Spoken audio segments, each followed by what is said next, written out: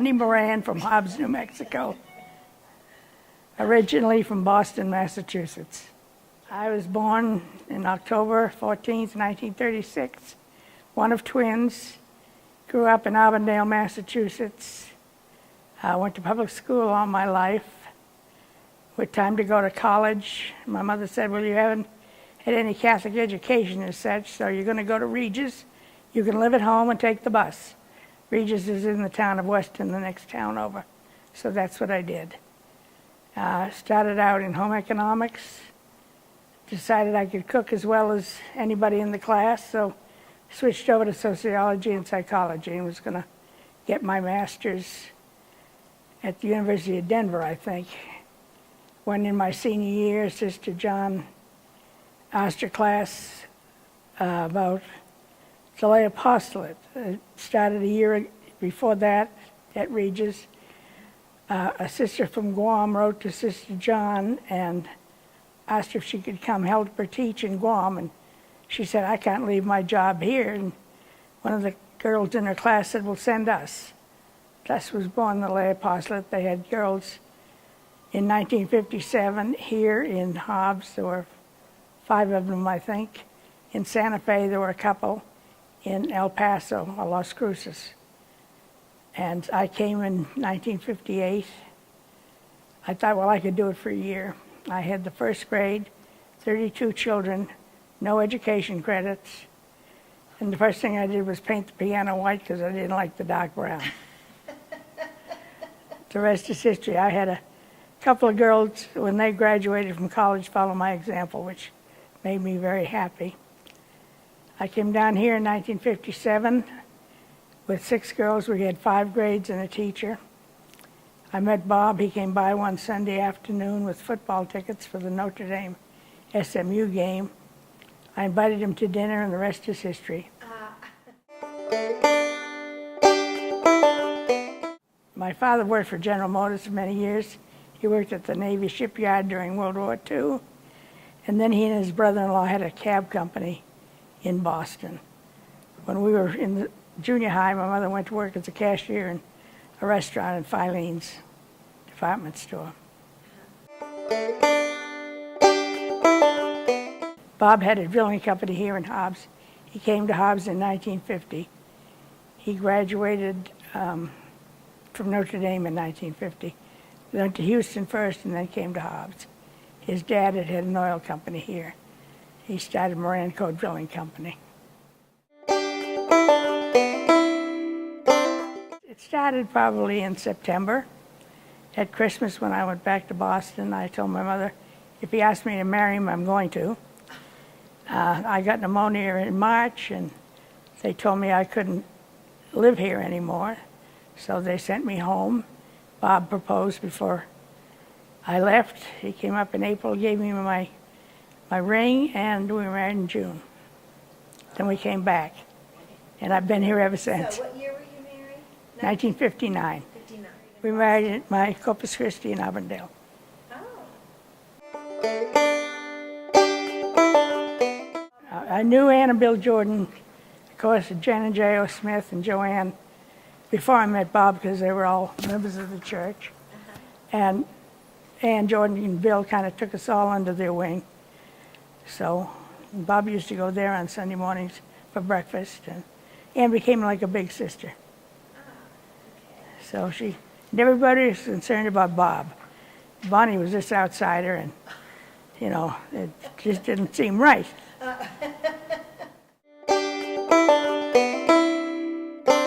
When we were married, we lived in the little house next to Bob's office down on Maryland.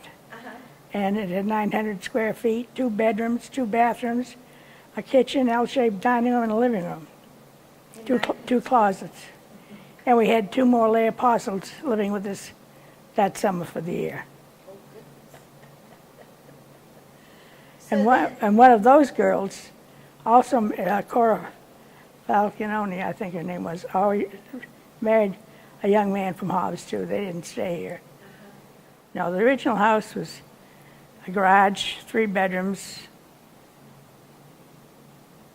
kitchen, den area, living area. 3 bathrooms. Well, you start having children, and then you need more bedrooms. So we started first with that wing, and we added 2 bedrooms and a utility room and a bathroom. And then we had an L-shaped or not even an E-shaped, 2 ends in the middle. And all we needed to do was put up another wall and a roof, and we had the big den for the children. Then we turned the garage into the dining room and added a carport. Then we put the porch out back and made a sunroom out of it. And I don't remember what else we did.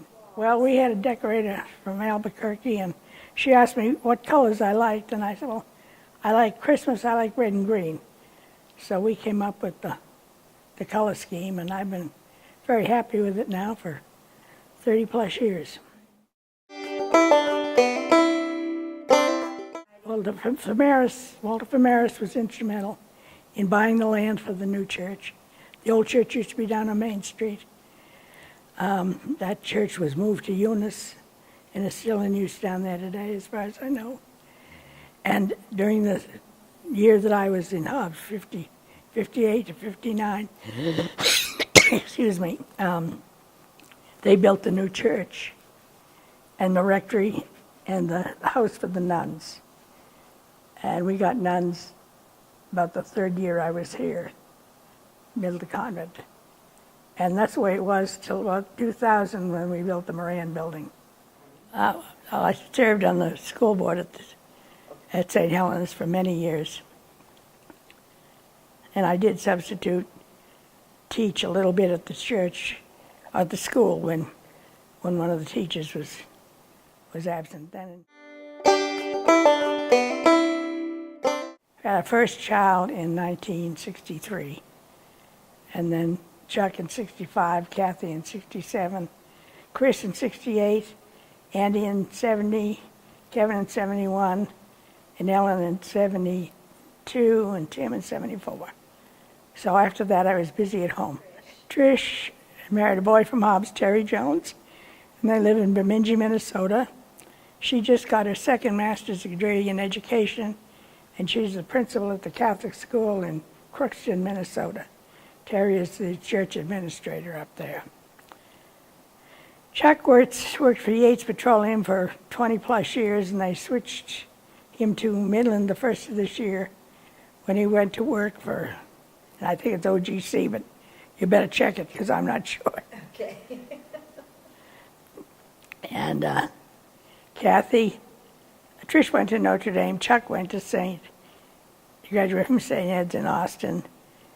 And then he came home and wanted to be a lawyer, so he went to the University of Tulsa. And he is not a practicing attorney, but he does have his license to practice if he ever wants to. He's also a CPA. That's Kathy went to Notre Dame. She's an attorney here in Hobbs. She also went to the University of Texas in Austin for her law degree. And she's now a partner with Maddox Solomon and Moran. Yeah, Andy is graduated from what? Is it Trinity? Andy, what's the one in San Antonio? Trinity. No, No. it's a Catholic school. Oh, It's not Our Lady of the Lake. It's Kevin went to Notre Dame. but she did remember his name. That's a good point. Yeah, Kevin went to Notre Dame, graduated in English and history, I think. He lives in California. He's working for a technical company, I don't know exactly what. Has been in some movies. The most outstanding one was Secondhand Lions, where he got screen credits.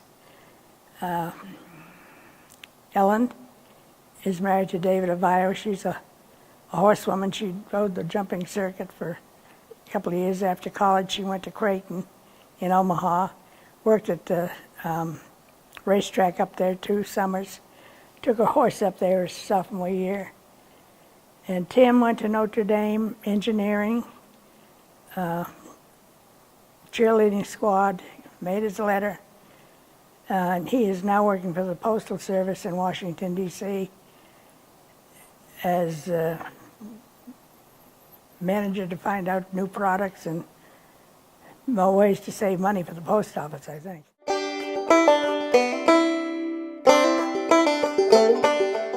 Bob was a House of Representatives. He served almost 18 years. Oh, wow. And I did go up a week and home a week. My folks had moved out here, and I was fortunate enough they moved in with had a housekeeper that helped, and the kids would come up on spring break every year. So, and that was back in the time when we had the coalition.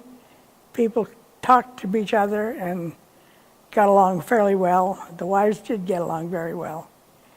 And I enjoyed that very much. They did ask me to take Bob's place, and I said, no way. I had 7 children to raise. The oldest one, Trish, was graduating from college that year. Chuck was a sophomore. Kathy was graduating from high school. I had 3 in junior high and 1 in grade school. So there was no way I was going to Santa Fe. Not my cup of tea, anyway. When did Bob pass away? May of. He had lung cancer, we found out in February. It was an important year up there, so he didn't want anybody to know, even my folks, so we didn't tell anybody till after we got home from Santa Fe in March. He went to Lubbock the next day and was operated on, and he died in May. What year? 1985.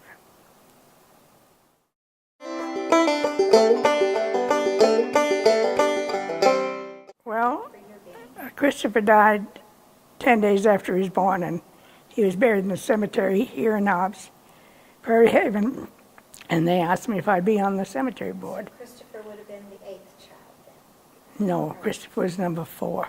Oh, he was number 4. Yeah. So I've been on the board ever since.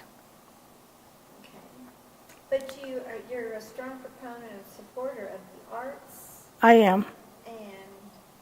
and so why do you feel the arts need to be an interest? I think arts are important for everybody. Okay. I mean, my mother made me take piano lessons until one Saturday morning after coming home, I said, I quit, told the teacher I wasn't coming anymore. Oh. And my mother said, well, you'll be sorry, and I guess I am. Did the same thing with my own children. Most of them, well, some of them played instruments.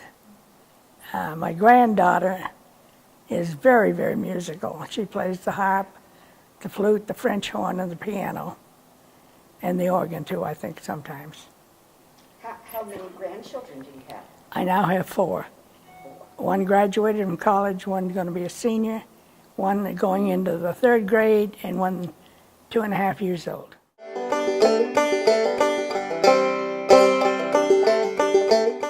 Well, Eileen Waldrop when she had her store here, had it in there, and I just fell in love with it. And as a kid growing up in Boston, we'd go to Filene's at Christmas time, and their windows were always beautiful and, sometimes decorated like that. So I just said, I like that, and I started collecting. And then it grew and grew and grew and grew. Every year I added new pieces, and it used to be on one table. And then it went into the sunroom, and then it came to the junior college because I don't have any room for it anymore. I did buy one set for each child, so they all have their own, except for lots of the later pieces. And they said, "No more, Mom, we don't have room for it." I really enjoyed sculpting the mountains. I did that, and it just, nothing is set in place. It's whatever you want when you're looking at it, and just how you feel about it. So. Okay, so When I brought it out here, that's what I told Aaron. I said, make it your own. And I did help a little the first year, but I haven't been back. I just come and see what they've done. I went to Lubbock one time to visit somebody over there at the hospital at Christmas time. My voice is cracking. And they had this nativity scene set up, and I just fell in love with it. And I said, someday I'm going to have one of those. And then I saw the same thing in a flower shop in Albuquerque. And that just reminded me how much I liked it. And so when I had the opportunity Trish and Terry had a business, and they used to go to market. So they found it and got to know the people in the market when they handled the room and stuff. So I was able to get it through them, and at about half the price, which was nice. And then I started out with just the Holy Family, and then added the three kings, and then the animals, and the angels, and then the people of the village, and set it up on the lot next door to me that I had landscaped, and yeah. Right. That- Because that- that is a favorite of everyone in the city to come by. Oh, I do. That's why I do it. Uh-huh. I mean, because they get as much pleasure out of it as I do. And I've had people, perfect strangers, stop me and say, "Thank you for doing it. We bring the family by every year." Yeah. But then I have one in the house that I set up every year. I guess I started that one first. I found it in Santa Fe at the gift shop next door to the cathedral many, many years ago. And I built the stable itself out of an orange crate, ripped the shingles, made the stable, used popsicle sticks for fence and different things, and started collecting that. And I've collected that all over the world. Mm-hmm. I got some angel figures on the bridge in Switzerland. I forget the name of the town. And found one camel at the coffee shop in the Denver hotel, an elephant in Germany, and it's just been a labor of love. Uh-huh. So how many different Nativities? scenes do you have? One Because almost every room in the house has one, Christmas yeah. has one, right? You've Yeah. got a Nambe one? I have two Nambe ones, one Two Nambe. copper and one, I have a DeGracia one that I really like, and then I have the Lennox one.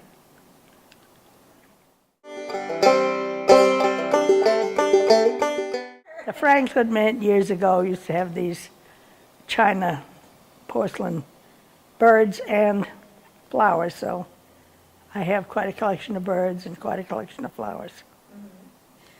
And not only do you have a collection, but Bob Moran used to collect. Roadrunners. Yeah, he had quite a few roadrunners. Okay. And there's one out here in his honor in your desert out here. He just liked it. It was a state bird, and he, when he was in the legislature, had little lapel pins made out of the little gold-colored brass roadrunners with turquoise eyes. And he used to give them out. But you also have a collection of Irish. Oh, Irish Belief. Yes. Yeah, I've been collecting that since before I was married. And I've got some black mark that are really one of the first or second years of production. And I've got quite a bit of a leak. No, my Your grandparents. grandparents came from. My grandfather, What was your maiden name? Coogan. Coogan. That's My mother was Scotch and German. My dad was Irish. All the way through. Yeah.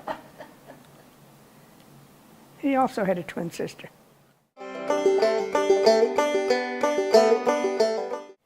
Well, she had dislocated hips when she was born. So it was the time of polio. So it was about the third grade. They put her into this hospital, a New England Peabody home, so she wouldn't get polio. And I got to see her wave at her in a building for about 3 years. So when she got out of that, when they, fairly well had eradicated the polio or got it under control, I was like in the 5th grade and she was going into 3rd grade. So when I was in junior high, she was still in grade school. So I graduated, a couple of years ahead of her. So we were never that close, unfortunately. Yeah. And her daughter Mary and my daughter Ellen could be twins. Yes. Yeah. So she had 3 children, and I just got back. Her only son spent 31 years in the Marines, and he just retired as a major. No, she died. disease. about 20 years ago. Later in life, she had to go into the hospital again for something to do with the hip. So I had her 3 children and my 6. I had 9 kids under 10, and they were from the 3rd grade down to kindergarten and younger for about 6 or 9 months. Mary and Kathy started the 1st grade at St. Helena's together. And I had lots of good help with all my friends' older children. Cooking, babysitting, driving, driving them someplace if I couldn't. After the 3rd one, you get organized. It's survival of the fittest. It's you or them. And the mom's going to win. That's my advice. Well, the family fair started, and everybody was making fudge, and I couldn't make fudge if my life depended on it. I had this friend in Tulsa that had this caramel recipe, so she gave it to me. So I started making caramels 50 plus years ago. Well, right now I'm reading there's something Irish. Potato famine. Or did you Yeah, finish that The one? Immortal Irishman. No, Okay, that's what- no, probably 100 pages. I've learned more history from that book about the famine in Ireland, and this fellow was a revolutionary in Ireland. He ended up in Australia. The British sent him over there, and he escaped and came to the country, and he was just getting through the Revolutionary War, and it's amazing what we didn't learn. So it takes it from the potato famine in Ireland, which you've heard about, but you don't realize how many thousands of people, died.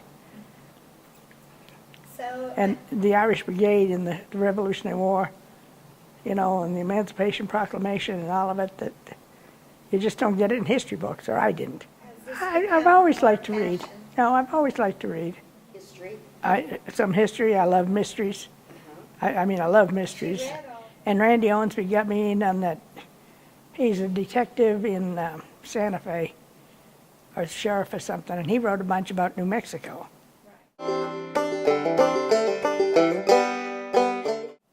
Oh, my backyard. Oh, Yeah, your backyard. it's just quiet. It's peaceful.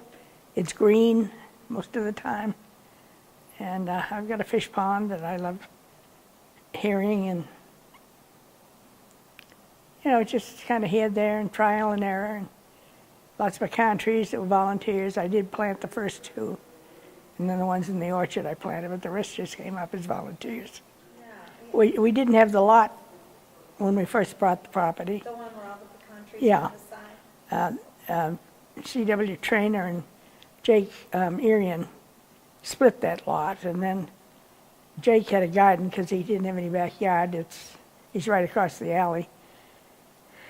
So then Trainer bought the front part of it, and then we bought Trainer's half, and then Jake's half, or the other way around, I don't remember now.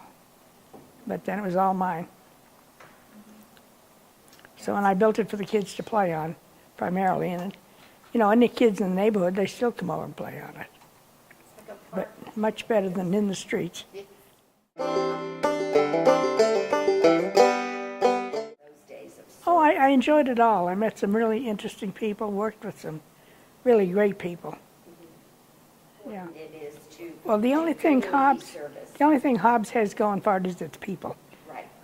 And they're wonderful, and they're from every place.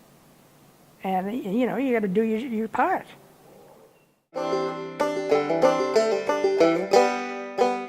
Oh, I don't know. I'd like to see it prosper a little bit more. People take better care of their yards. I just look someplace and, take a little pride in your yard. Or, I think yard says a lot about you. I mean, that was a complete surprise. Really? Yeah, I had no clue. But you're in good company. I think the college came first. Didn't it come in the early 60s? Yes, 65. Yeah, Bob went into the legislature in 68. Okay. But, it was just something a few men got together and said, we're going to have this, and they did it. And it's been very important for the Yes. community. It has been. And of course, we've got Bob Moran Hall, Yes. named for Bob. And there's many things named for Bob. How many other things do we have named for Bob? Well, the hall at the church and the field over at CSW. Right. It's not football. What is it? Soccer.